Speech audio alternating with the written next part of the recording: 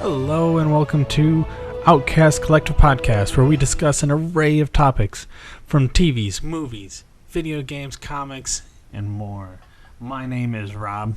I am sitting down here all by myself, so this podcast will be filed under Rob is Lost in Thoughts. Game of Thrones Season 6, Episode 3 just aired last night, and it was a fantastic episode. I got done, and I literally felt like that was 10 minutes of a show. So, a lot of controversy came up afterwards, and I'm going to be very, very spoiler in this conversation. The big thing is that we are now in the category where... So we're getting into the area where the books are no longer up to date with the TV show. The TV show has exceeded the source material. So there is a bit of a controversy between like some of the book readers and just regular TV watchers, where the book readers have been screaming and yelling for a long time about the show doesn't hold up to the books. I have read the books. I have not actually finished the last book, so I am a little bit of material behind. But this conversation happens over and over and over and over again. Game of Thrones is a big one. Game of Thrones is a difficult feat to task because the books are so differently written, where he bounces around in timelines, where you could be reading about Arya in her chapter and then get into Cersei, and the storylines are half a year apart, it feels like. Whereas sometimes you can find out a piece of information in a chapter with Bran, and then it isn't fully fleshed out and discovered until you get to a chapter of Jon Snow.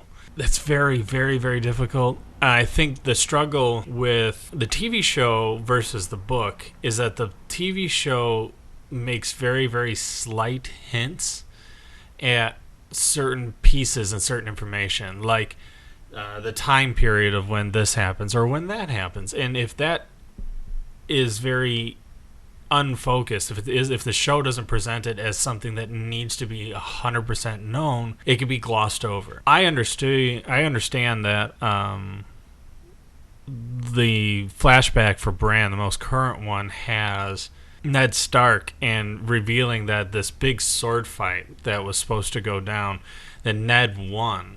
Well, we have to remember, history is written by the victors. Honor is a big thing. Glory, the fact that you are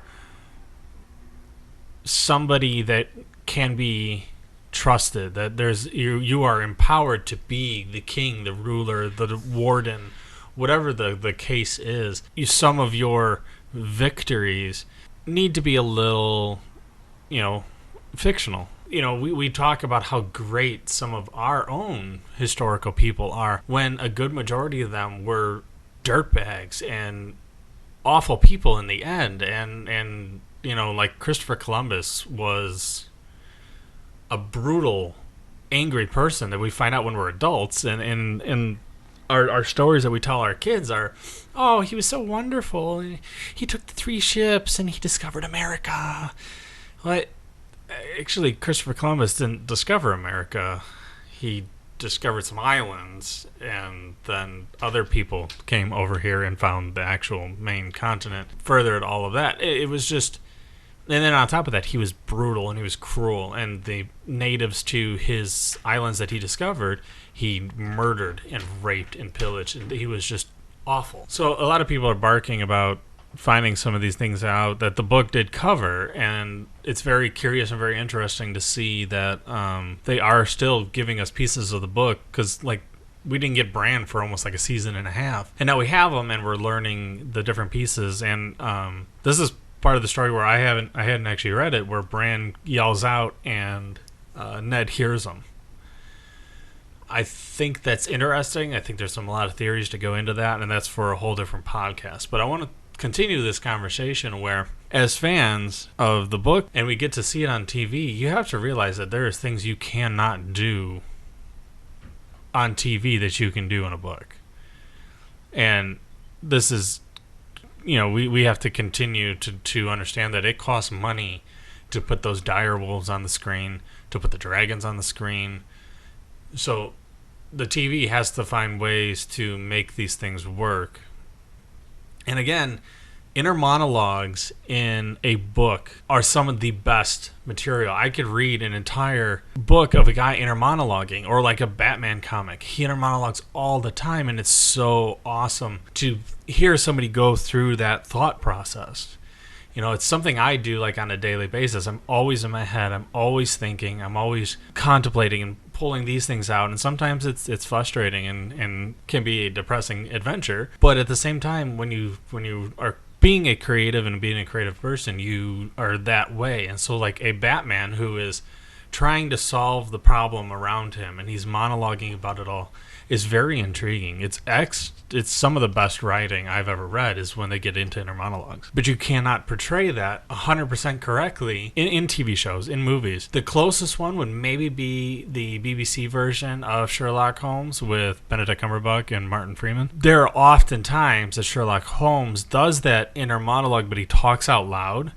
And he'll even do it to the extent where he's talking to Martin Freeman, to Watson, and then it's end up really just being Sherlock's having a conversation with himself, and that is a very great version of inner monologue, and that is some of the best TV that we've seen in a long time. They're awesome. If you haven't seen them, they're like, they come out with like 3 to 4 episodes a season. They're all like an hour and a half long, so they're like little mini movies. I still haven't gotten to see the throwback ones, so I'm really looking forward to seeing them. But that's a great example too. You watch those Sherlock Holmes, they're set in a modern day, and so they get that freedom away from the books, allow for them to flesh out these amazing characters that Arthur Conan Doyle gave us, but we found some amazing writers to expand it and some great actors to embody these roles. So to further the point is you can read these books without having to have the source material. Like the Twilight books are actually straight from a third person point of view.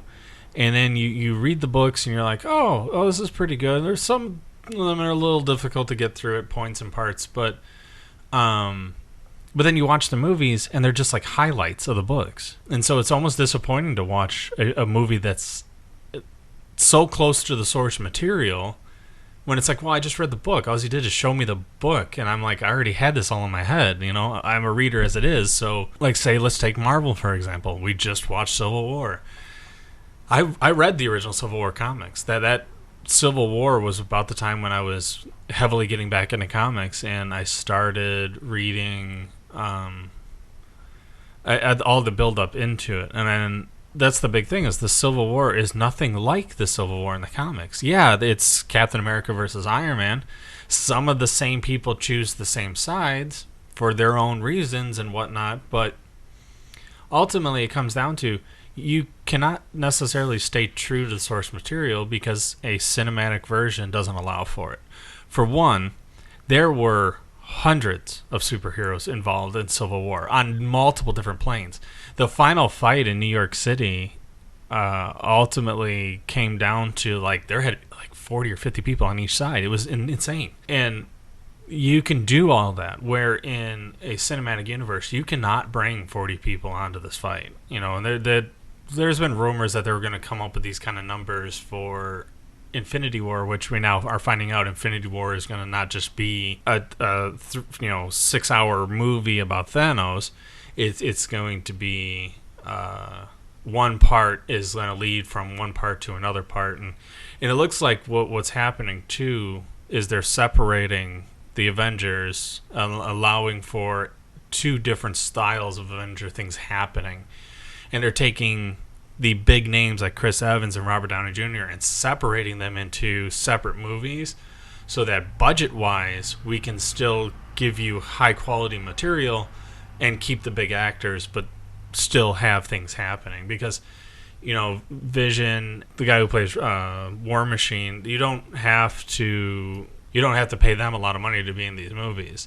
Not the same amount of money that you have to pay Chris Evans or Robert Downey Jr. Same with like Tom Holland. He'll be showing up as Spider-Man. This is the thing, so let's take the comic book Civil War. There are people dying. There was a fake Thor that shows up. I almost thought that they were going to pull it out because they didn't mention it, and they did have this little bit of hype that Chris Hemsworth was like, "Oh, I wish I was in the movie. I wish I was in the movie," and I almost thought it was a little bit of a ploy. But he ended up not showing up, and they killed off a couple different characters throughout this. The X-Men were involved, which we obviously don't have. And so then in the end, the ultimate story arc led to Captain America dying. Captain America didn't die in this movie. Nobody died, in fact. People got hurt. People were definitely put in some, painful situations. And, it was kind of cool. And then, even there's people barking about how Spider-Man is being represented. It was an amazing Spider-Man. He was 100% the title, of his book. He was Amazing Spider-Man. But they changed his story origins. So we find Spider-Man is 6 months into his superheroing, and Tony Stark has found him. It makes sense. Tony Stark is the king of New York because we don't have the Fantastic Four. So he kind of rules on the technology side of things. So obviously we're going to get a Norman Osborn of some sort, which would probably be really fun to have him kind of competing with Iron Man or with Tony, kind of the two tech heads going at it, almost like Bruce Wayne versus Lex Luthor. I think that would be a really fun storyline. I don't know if the comics has ever done it, but we found that Spider-Man was 6 months down the road and he's still wearing his kind of pajama outfit that he wore to fight the wrestler and when he was first trying to do superhero stuff. So the Spider-Man suit, that red one that he wears in Civil War, is designed and given to him by Tony. See, I don't know. See, it's hard because he creates all that himself and he doesn't really get involved with Tony until Civil War in the comics. So I think it's pretty cool. I know it's a change from the source material where you're having Tony involved this much, but you're creating this overwhelming universe, and the more Tony Stark we get, the more Robert Downey Jr. we get, the better. Because you want to keep him as Iron Man. Because he wants to be Iron Man. It's the perfect character for him. And in a way, Robert is becoming a father figure. I know he's been invested in John Boyega. I can only imagine he's probably investing himself in now Tom Holland, and they're going to do this movie together. I think it's going to be amazing. I came out of Civil War still thinking the same that I do for Tony, is he is his own worst enemy. So I think this is Tony's real redemption story, not just coming up with Iron Man and shutting down his war funding. Is his turnaround to where, okay, I can make something better of Peter Parker than I did of Ultron, of my technology. Because his technology led to creating Warmonger and Whiplash. And then his arrogance got him in the way in his third movie and in Avengers. Some of the Avengers casualty was not just that Loki is a trickster. Loki, I don't want to take anything away from that, because Loki is that he tricks people and he deceives and connives, and the biggest thing is he played into Tony Stark's arrogance and allowed for the events of the Avengers to climax, that climax to happen. We would not have had the aliens coming into New York if it wasn't for how he twisted everything. And then again, and then like we said with Ultron is the evil version of everything that technology Tony's ever created. You don't have this fucked up robot. And that's the other thing is Ultron came and went in one movie, which I kind of wish they would have played it out a little farther, because that's how the books were. The books had this long story arc, and we don't get that in that one movie. That was the only thing I didn't like. It kind of came too quick. The beginning and the end came way too quick, and so I wished that they would have made that a 2-part movie, which I would have been perfectly fine with. You could have done a 2-part movie and probably not stressed Joss Whedon out so much. You probably could have gotten the creative differences to work themselves out a little better, because it was really weird, because we were doing this thing and all of a sudden we're at a farmhouse, and that's not in the comic books at all. You don't have this farmhouse that they retreat to. It's just a strange way of thinking about things. But some comic book fans bark about it, some don't. I don't have any problem with any of the MCU stuff. I think it's a great version of our stories. We're seeing our characters get fleshed out. Captain America is Captain America. He is 100% dedicated. He sees a fight, he has to get involved. Iron Man is arrogant, but he's good. He can get the job done, even if it's a little messy as it goes along. Black Widow is sexy, but she's violent and focused, and you send her after a target, she's going to get it done the best as possible. And her fighting and her attitude throughout the movie was just amazing. She was really awesome. Scarlet Witch, obviously, we're looking at a complete deviation from the comic books because she's Magneto's daughter, and she's a mutant, where now she's an experimented on human that has abilities. Quick theory, I'd like to see her go work with Doctor Strange to help hone her abilities, especially because they're in Wakanda at the end of the movie, so Doctor Strange can easily get out of New York and find her and be working with her, involved with her. I think it would be really cool to see maybe her show up. Maybe the end credit scene will have Doctor Strange show up with her, or her show up there, or because we'll learn about Sanctum Sanctorum in the movie. I really do. I really hope we see the Sanctum Sanctorum, which would have a door that I can imagine would probably be able to walk right into Wakanda. Or if not, he could just make a fucking portal and go there. The big thing is we don't have to be so dedicated to the source material in all the cinematic universes. So, like Batman v Superman, comparing it to the Marvel movies, we tear down Batman v Superman because it's so far away from the source material, yet we love the Marvel movies and they're not really 100% there, but they have the feel of the source material. Like I was saying, Captain America, Iron Man, they all have the feel of the characters. We have like 2 minutes of the Doctor Strange movie, and I already am sold that he's Doctor Strange. So Batman v Superman compared to Marvel, like I was saying, Batman was a great Batman other than he killed people. And that's the thing is people, when they talk about Batman, who's your favorite Batmans? They like Christian Bale, but in the end, it's either Michael Keaton or Ben Affleck that gets picked. Well, your two favorite cinematic Batmans kill people. Michael Keaton's Batman killed people, and Ben Affleck's Batman killed people. That's a complete derivation from who Batman is in the comics. Yes, he killed people in the comics, but when Frank Miller redefined Batman, he pretty much planted it that Batman doesn't use guns, Batman doesn't kill people. He makes points out like, this is how good Batman is. He can fight people in such a manner that he'll break your bones, he'll paralyze you, but he will not kill you. And sometimes, at some points, you think about, well, the bad guys shouldn't be getting their backs broken either. Well, they're bad guys. How much sympathy do you need to have for these asswipes? But the biggest thing about like Batman v Superman that really is a draw is this dour Superman that is just, he's not Superman. Superman's supposed to be not light, but he's supposed to be colorful. He's supposed to be, a beacon amongst everything else. He wears those bright colors, the blue, the reds, the yellows. He is the primary figure of the DC universe. Batman is this dark detective that works his streets, that he's a product of his environment. Superman is meant to be this outer worldly character, things that in a way he should be a version of Jesus, someone we can look to, because he always does the right thing. He fights the fight to the fullest extent, even to the point where he dies fighting Doomsday.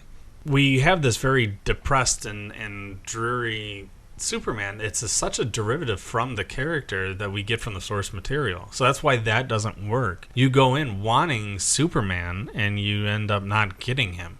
Yeah, he's a little naive and he wants to be like 100% believe in his cause. Because even like in Dark Knight Returns, that Superman agreed with the president to take down Batman and stop Batman when Batman was doing nothing but saving his city and stopping the crime lords, and so they're like, and so he naively takes up this fight with Batman, and ultimately in the end Batman kicks his ass and fools him. Superman is naive and he has his own faults, but ultimately he's not a depressed individual. And so like I'm a huge fan of Harry Potter as well, and I've read the books. I'm actually rereading the books right now on audio, which are amazingly done. But then I go back and I think about how different like movies 4 or 5 the movies compared to the books, and it's not a bad thing. Again, I don't want a Twilight version of the books. I want a Lord of the Rings version of the books. Same with Marvel. There's a few things that I wish they hadn't strayed away from. These people that are continuing to bark about the differences. Well, enjoy the books for what they are. They're the better source material. You should be proud that you are sitting down reading these books in the first place, because they are a great source of not just entertainment, but they are a great source of education. Here's the big thing. Whether you like to read or don't like to read what is and would be the source material for these things, you have to understand it's all entertainment, and it's all for people to be able to separate and get away from this world that we are in. That's why I love books and movies and TV. I can separate myself from this shitty little life in existence, and now I'm getting to the point where I wanted to talk about it. I want people to hear what I have to say. This has been Rob is Lost in Thought. Please subscribe, like, share, or you can send us emails for everything at outcastcollectiveemail@gmail.com. Until next time, thank you for listening.